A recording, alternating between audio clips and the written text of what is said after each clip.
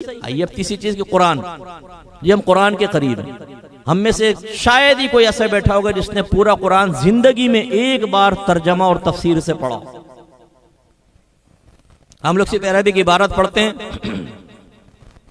वो भी रमजान में खुल जाता है, उसके लिए कर लेते हैं, वरना बहुत से ऐसे बैठे होंगे अभी कुरान खोल के सामने रख दें तो कुरान देख के भी नहीं पढ़ सकेंगे, भूल गए हम कुरान। और हमारा बच्चा अगर कहे कि अब्बू ये क्या लिखा हुआ है जरा बताएं, तो बोलेंगे बेटा मुझे तो मालूम नहीं। इमाम साहब दुआएं कर रहे होते हैं, कुरानी दुआएं, हम कहते हैं आमीन आमीन। हमारा बच्चा कान में पूछ ले अब्बू ये क्या कह रहे हैं, बेटा पता नहीं, दुआ मांग आमीन आमीन। और बच्चा पूछे अब्बू आमीन का मतलब ही क्या है, बचपन से कहते आ रहे हैं आमीन आमीन, इसका मतलब ही बता दे। नहीं पता बेटा, बोलो आमीन। कुरान हमने कितना पढ़ा है, कितना उससे हिदायत हासिल की है। हालांकि शुरू में अल्लाह फरमाता है ज़ालिकल किताबु ला रैब फीहि हुदल लिल मुत्तकीन, ये वो ज़ीशान किताब है जिसमें शक की कोई गुंजाइश नहीं, ये मुत्तकीन के लिए जरिया हिदायत है। हमने कुरान पढ़ा होता, समझा होता तो हमें पता चलता कि हिदायत कहते किसको है, किस तरीके से हिदायत हासिल होती है। मैं आप ही की जबान से कहलवाता हूं। एक नौजवान सिगरेट पी रहा था, बाप ने आकर कहा बेटा ये बुरी चीजें ना पियो। बेटे ने देखा, इग्नोर किया, फिर होठों से सिगरेट लगा ली। बताएं इस बेटे को हिदायत मिली या नहीं मिली? बोलिए, जोर से बोले। नहीं मिली। फिर दूसरी मर्तबा बाप ने एक और मौके पे कहा बेटा ये बुरी चीजें को छोड़ दो। उसने कहा आपने बिल्कुल ठीक कहा, लेकिन फिर पीने लगा। बताएं हिदायत मिल गई? नहीं। फिर तीसरी मर्तबा बाप ने समझाया, इसने कहा आपने ठीक कहा, सिगरेट थोड़ी फेंकी। जैसी अब्बा गए नई सुलगा ली। बताएं हिदायत मिली? नहीं। फिर एक मर्तबा बाप ने समझाया तो इसने सिगरेट तोड़ के फेंक दी और फिर पूरी जिंदगी हाथ नहीं लगाई। अब हिदायत मिली? यस। अब जरा हम कुरान के बारे में सोचें। पहली बात, हम कुरान सुनते हैं, सुनते ही नहीं। पहली बात तो ये, अगर एक नातिया महफिल का इनेकाद हो तो मस्जिदें भरी मैंने देखी हैं, और इमाम साहब ऐलान कर दें कि रोजाना 10 मिनट का दर्स कुरान और दर्स हदीस होगा, आप देखें नमाजी नहीं बैठा होगा।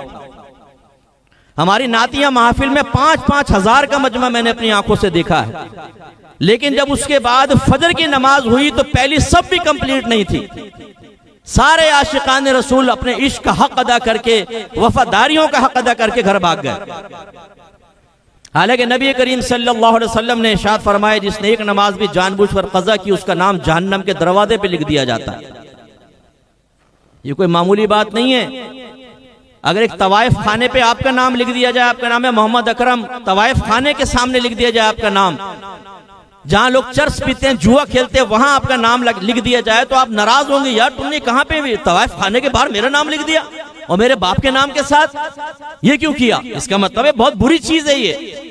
और सरकार फरमाते हैं जिसने नमाज जानबूझ के कज़ा की उसका नाम जहन्नम के दरवाजे पे लिख दिया जाता है। और जमात के बारे में मेरे आका सल्लल्लाहु अलैहि वसल्लम ने फरमाया कि मेरा दिल चाहता है कि किसी को अपनी जगह इमाम बनाऊं, और जो लोग जमात से पीछे रह जाते हैं बिलाल को लकड़ियां लेकर साथ लेकर जाऊं और उन लकड़ियों से उनके घरों को आग लगा दूं।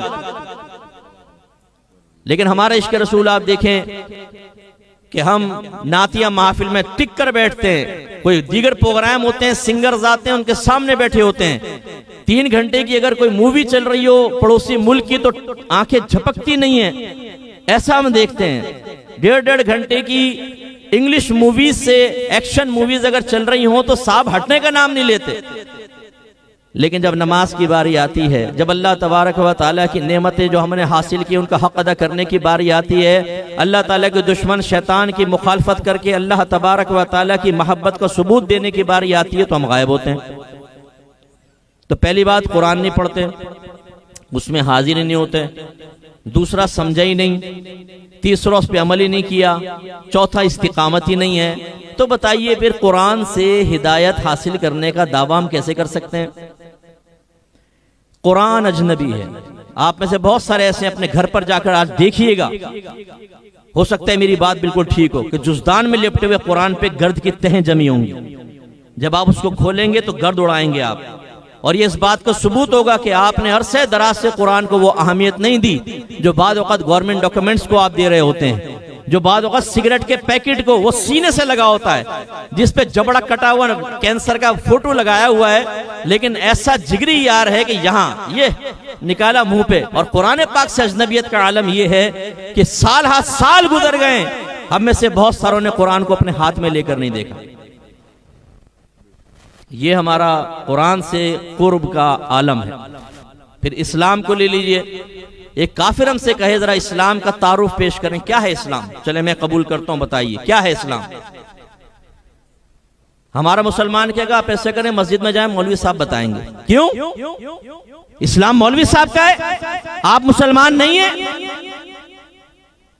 जब जन्नतुल फिरदौस में जाएंगे तो आप ये कहेंगे जी मैं तो नहीं जा सकता, मौलवी साहब जाएंगे। नहीं, वहां तो मौलवी साहब को उठा के फेंक देंगे। मौका मिले ना हमें तो बोलेंगे मौलवी साहब माफ कीजिएगा, साइड में हो, पहले मेरी फैमिली अंदर जाएगी। वहां तो मौलवी साहब को भी फेंक देंगे।